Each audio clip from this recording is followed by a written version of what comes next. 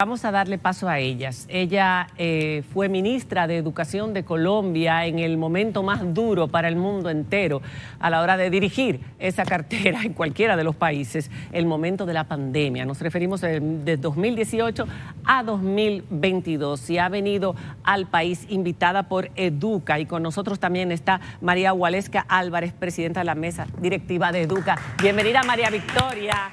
Encantada, un placer y bienvenida a tu tierra, que es una tierra hermana, la República Dominicana de Colombia, un país que amamos todos los dominicanos.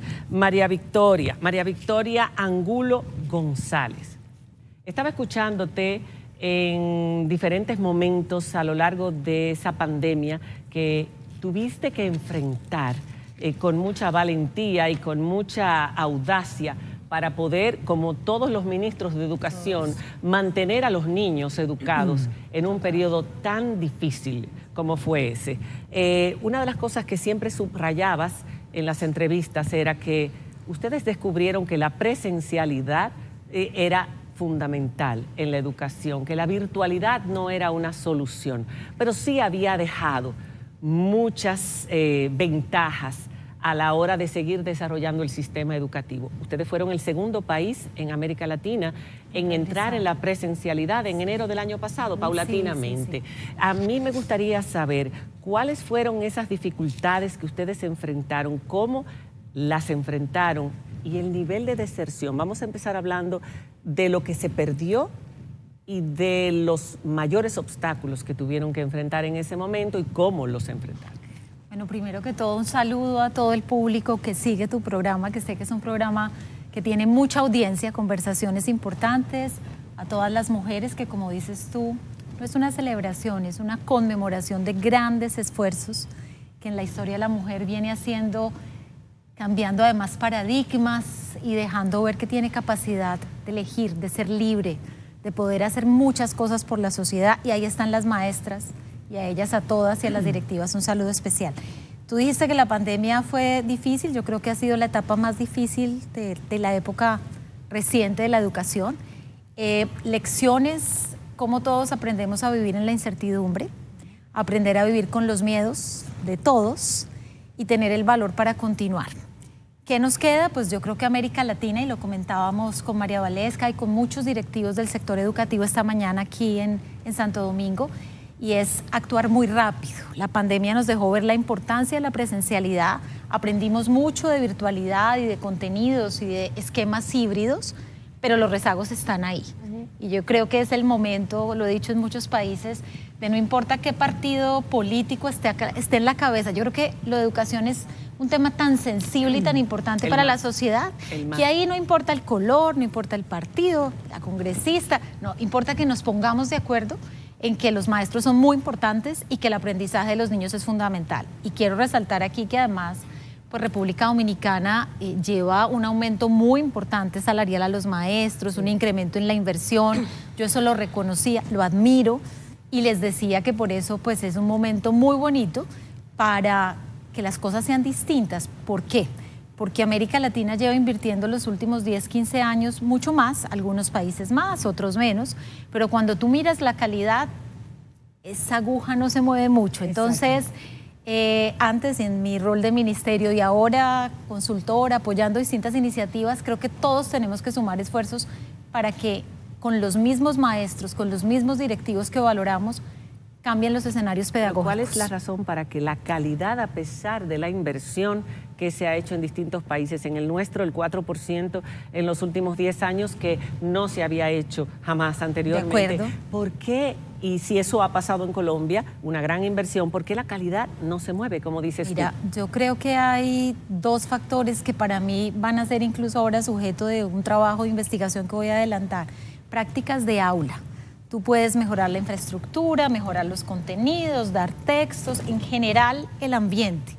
Pero si la experiencia educativa no cambia, pues el marcador sigue estando en la misma métrica, porque además la experiencia de aprender a leer cuando tienen que aprender a leer, que es como la base de todos los aprendizajes distintos, también viene de un tema emocional, de didácticas distintas en la enseñanza en este caso de nuestro lenguaje, el español, y de incorporación de muchos medios al proceso de aprendizaje. Entonces creo que ahí nos tenemos que concentrar y los maestros se han venido preparando mucho más.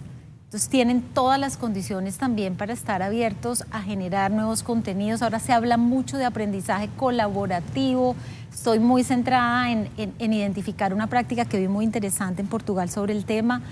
Bueno, muchas cosas por hacer. El tema, por ejemplo, que también abordas en un libro que escribiste a propósito de esa experiencia que tienes ya muchos años, haciendo una inmersión en el tema educativo y trabajando con él. El tema de la innovación.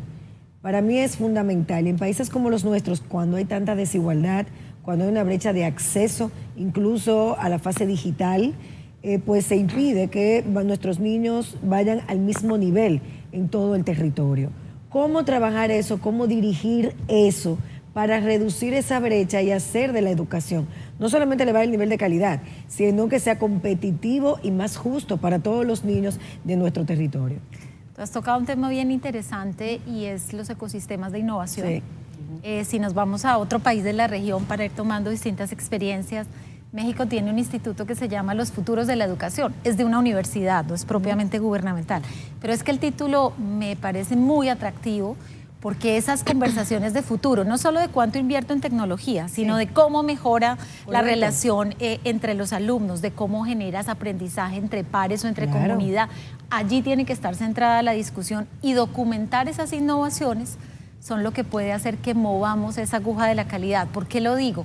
Tenemos documentados muchos papers de recomendaciones sobre el sector educativo o resultados de la evaluación, que también eso aporta mucho, pero poco documentamos esos esfuerzos silenciosos en el aula que han resultado más efectivos. Todos son significativos, pero hay unos más efectivos. Y en eso, pues yo creo que la innovación tiene que poner toda la lupa. María Valesca, uno le dio mucho seguimiento a lo largo de todo el proceso de la pandemia a las iniciativas que se tomaron en nuestro país y vio mucha innovación en cuanto a los contenidos en multiplataformas, la televisión, como decía incluso la exministra en una de las entrevistas, cosas que se habían dejado para el pasado. No están tan en el pasado, ministra. La radio y la televisión fueron también un factor importante en Colombia y en todos nuestros países. Pero al final nosotros sacamos una evaluación que fue muy penosa en cuanto a la deserción, el nivel de deserción escolar y en cuanto al aprovechamiento. Ellos tienen un sistema para poder, y establecieron después de la pandemia, ver cómo estaba el nivel de los estudiantes y suplir todas esas fallas. ¿Cómo se ha suplido en República Dominicana todas esas lagunas? ¿Cómo se han llenado esas lagunas que han quedado de nuestros estudiantes en esos 2 años terribles que tuvimos la pandemia? Bueno, 3, 20, 21, 22. Mira, la realidad es que todavía como país tenemos desafíos importantes. Y algo que debemos de reconocer y es que cuando miramos las estadísticas y los indicadores que fueron el resultado después o en el momento en que ya volvíamos a la presencialidad en las escuelas, afortunadamente de acuerdo a las últimas estadísticas que sacó incluso el Banco Central, los niveles de deserción en el caso de la República Dominicana fueron menos dramáticos que incluso en otros países. De hecho, el último indicador que recibimos del Banco Central nos indicaba que habíamos regresado al mismo nivel, a nivel de deserción que antes de la pandemia. Y desde el punto de vista de las pruebas diagnósticas, o sea que se reintegraron muchos de los estudiantes que habían salido de las aulas. Luego, el otro elemento que es importante rescatar es que cuando miramos los resultados de las pruebas diagnósticas del último año, de este año que cerró en el 22, los promedios, si bien no son halagadores y seguimos teniendo desafíos importantes en materia educativa, son equivalentes a los promedios que se habían rescatado incluso antes de la pandemia. Y esto lejos de ser un consuelo, porque la realidad es que los niveles siguen siendo bastante deficitarios. Y lejos de ser un consuelo, lo que nos dice es que en el caso de la República Dominicana, los retos que arrastramos, si bien la pandemia los agravó, no podemos dejar de desconocer que viene arrastrando una trayectoria histórica y que los retos continúan. Pero algo bueno sacamos. Mira, hay algo muy positivo de la pandemia en el caso de la República Dominicana y fue el rescate de la familia. Y es un tema en el cual Educa ha venido insistiendo, sobre todo a raíz del momento en el que estamos y la oportunidad de tener una educación de mayor calidad. Qué bueno nos dejó la pandemia en la integración de la familia en los procesos educativos. Y eso es algo que debemos no solamente de continuar empoderando, sino que tenemos que aprovechar para integrar a ese elemento tan importante de los procesos de nuestros niños. Pero eso se suma a lo que yo quería preguntar precisamente. Algo bueno sacamos nosotros, que fue el saber que a través de la virtualidad se puede complementar la educación, lo que llamarían hoy día sistema los modelos dual, híbridos. ¿Dónde estás? O híbrido, donde estás, que ella lo acaba de anunciar. Exacto. Y me gustaría que lo desarrollara, porque yo quisiera saber si aquí en República Dominicana todos esos contenidos y todos esos programas que se grabaron y que están ahí se están utilizando como un soporte para nuestros estudiantes. Y si en Colombia, que ustedes tenían una plataforma con 88,000 contenidos variados, es una inversión importantísima que pudiera servir como soporte y permitir a los padres seguir involucrados en la educación de sus hijos de una forma más fácil para muchos de nuestros padres. Mira, hay dos iniciativas que desde Educa nosotros estamos impulsando y que de hecho tenemos una convicción de que pudieran mejorar definitivamente los niveles de calidad en los aprendizajes. El primero es hablar de familias comprometidas. Y nuevamente es mantener esa figura de la familia involucrada en los procesos educativos, no solamente desde el punto de vista de conocer cuáles son sus deberes, pero también de exigir sus derechos. Y esto al lado del uso de muchísimos otros modelos que durante la pandemia hemos aprendido que, si bien definitivamente no son lo que nos va a permitir cambiar el modelo, pero sí definitivamente son muy complementarios. Claro. Y lo hablábamos precisamente con la doctora María Victoria, hablábamos de esa innovación, de esos contenidos digitales que corresponden a todas las clases de todos los grados, y que hoy en día están disponibles. ¿Se están usando una de las Colombia? Propuestas, en el caso de República Dominicana, una de las propuestas que desde Educa estamos impulsando es precisamente que se complementen a través de las diferentes plataformas y canales digitales que podemos poner a disposición de los estudiantes, la familia e incluso los maestros. ¿Se están utilizando en Colombia? Perdón, Faride, ¿se están utilizando en Colombia? A mí me interesa mucho ese tema porque sería un desperdicio. Tienes toda la razón, María Celia. Yo creo que ver al profesor protagonista de Tu Profe en Casa. Tu Profe en Casa fue el programa más visto durante toda la pandemia,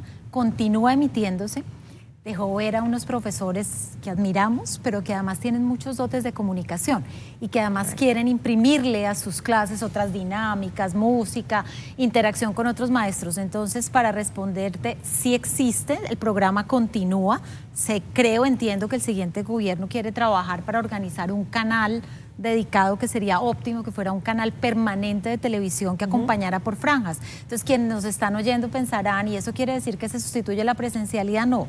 Nada la reemplaza, pero hay mucho que complementar. Exacto. Y en la zona rural, para nuestro caso, porque me contaban en la mañana de hoy que República Dominicana tiene un 75% de jornada única. Nosotros como país tenemos que caminar hacia llegar a esas cifras, estamos muy por debajo de ello, pero la tecnología y la pandemia nos enseñó que si hay conectividad, que es un desafío de nuestros países, y conectividad que llegue más allá pues de la puerta de la escuela, podría ser maravilloso para generarle a los niños contenidos en nanotecnología, biotecnología, artes, muchas otras áreas del conocimiento, además de las básicas, que les den esa oportunidad que cada vez que nosotros recordamos cuando estudiábamos, que era una jornada extendida, y que le dan a uno esa versatilidad y un perfil mucho más integral para enfrentar la vida y lo que hoy demandan los desafíos. A mí me preocupa brevemente algo. Sabemos que hubo un retroceso en la adquisición de conocimientos de nuestros niños. En Estados Unidos se hablaba de que se retrocedió prácticamente 20 años en la enseñanza. ¿Cómo nosotros llenamos ese vacío? Si eso fue en Estados Unidos, que tienen una plataforma educativa mucho más distinta, más eficiente, con menos brecha, ¿cómo en nuestros países, en Colombia y República Dominicana, poder llenar ese espacio?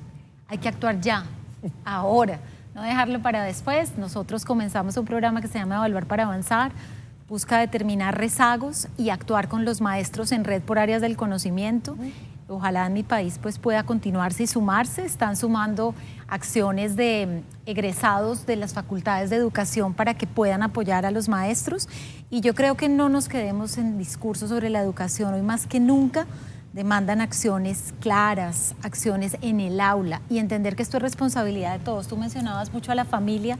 Esa fue una gran ganancia de la nueva conversación en pandemia. Entonces, pues todos tenemos que esforzarnos por aportar y no dejarlo para después. Faride, yo le sumaría a eso un tema que hemos conversado muchísimo en Educa, es repensar el modelo educativo. Totalmente. Nosotros hoy en día, cuando miramos el aula de hace 100 años, es hoy en día la misma aula. Claro. Y la realidad es que las competencias que hoy en día la sociedad está exigiendo son muy distintas. Entonces, algo que Se nosotros... está hablando de irse más hacia las humanidades. Estamos proponiendo repensar ese modelo educativo.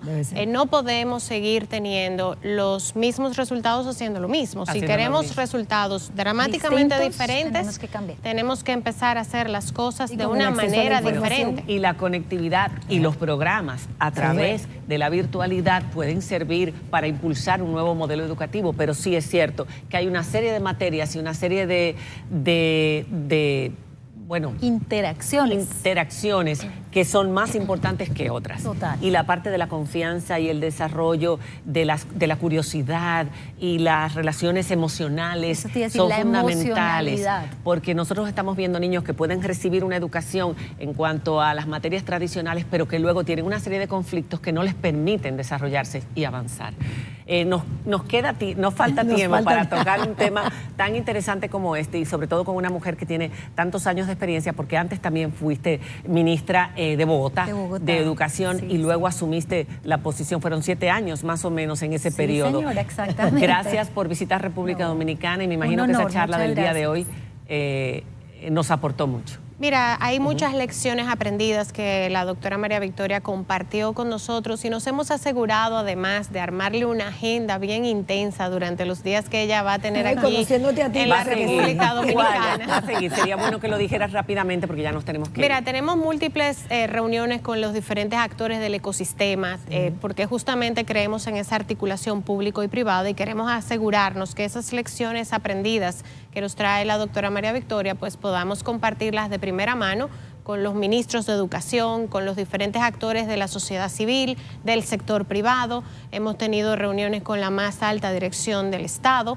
y con ello pues esperamos que esas lecciones podamos usarlas en la República Dominicana, de qué cosas debemos realmente poner atención y qué cosas en esas lecciones aprendidas nos dice que no es el camino necesariamente correcto. Gracias por haber estado con nosotros. Muchas gracias. Ha sido un placer recibirla aquí, doctora. Es tan joven que cuesta, ¿no? Enhorabuena. María Victoria, muchas gracias.